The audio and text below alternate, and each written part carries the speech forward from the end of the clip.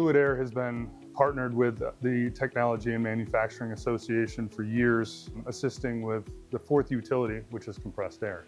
We're sitting in the Technology Training Center, excited to continuously add to this great space. We've got a lot of CNC machines, assets here. We're a trade association, locally probably 800 to 1,000 manufacturing members. The total lives that we represent in manufacturing careers is probably closer to 35,000.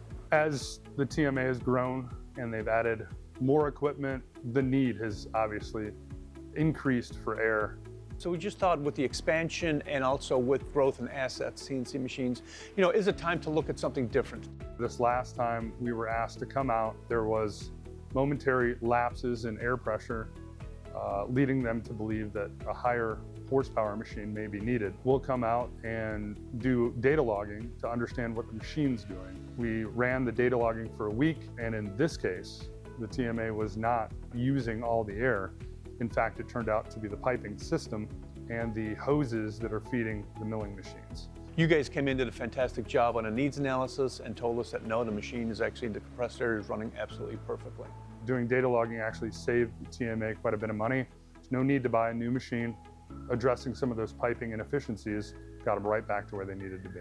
The training center is just one of those pieces that help on the training side to keep us current, keep us relevant with TMA members, enhance CNC training that you can't really achieve anywhere else. It's really important for us to have a good partnership with Fluid-Aire Dynamics and the fantastic tools, compressors that they've brought in that helped us get our start, get us up and running, and are there to provide that service that needs to keep us running on a daily basis. I think it's a really cool partnership. We get to help the next generation to learn skills on how to make things, and compressed air has always been and always will be a part of that.